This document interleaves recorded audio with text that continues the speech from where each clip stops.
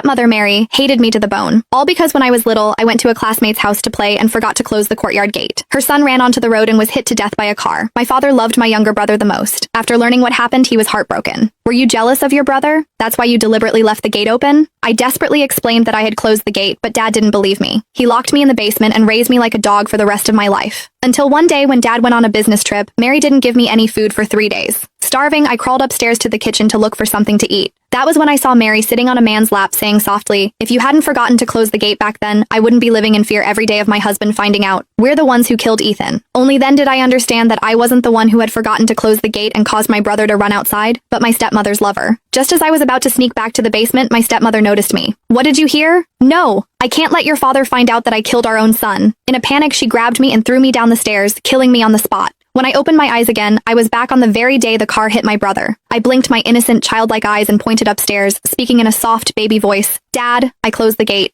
It was the man in Mom's bedroom who didn't. "Lucy, you're saying you saw some man leave the yard gate unlocked?" Dad stood outside the gate, his bloodshot eyes locked onto me. I sneered inwardly. Look at how much he loved my younger brother, Ethan. In my previous life, I explained over and over that I had locked the gate properly. However, he only believed the pillow talk whispered by my stepmother, Mary, and decided that I was the one who caused the death of his only son. My mother died giving birth to me. Before the first week after her funeral was even over, he brought a pregnant Mary into the house. That woman secured her position as the wife of the house by giving birth to a premature baby boy. Because of it, her body was damaged, and she could never have another child. So Ethan became my dad's entire world. After Ethan died, he treated me like a dog. He fed me dog food, made me sleep in a cage, and forced me to bark just to vent his useless rage and ease his guilt toward Mary. However, in this life, I won't be that stupid again. I would use his suspicion as a man, use his so-called fatherly love, and grind that disgusting pair into the dirt. That was why the very first thing I did after being reborn was rush home to catch Mary cheating. Yet I hadn't expected that the moment I turned back, I would see Ethan standing in the middle of the road. Dad, who was further away, looked like his eyes were about to pop out. As for me, who was closer and wanted to leave a good impression in front of him, I grabbed Ethan and pulled him back. So Ethan didn't crack his head open and die on the spot like last time. Instead, his leg was crushed, leaving him crippled. "Honey!" Mary's shrill scream snapped me out of my thoughts. She rushed over, crying messily as she clung to my dad's arm. "Don't listen to her lies. Her mother died early, and she's hated the two of us for a long time. She opened the gate on purpose. She wanted to kill our baby Ethan." Before Dad could react, I immediately ran forward on my short little legs, threw myself at his thigh, and hugged it tightly. I lifted my dirty face and looked at him with the purest, most innocent gaze I could manage. "Dad, I didn't," I said in a soft, childish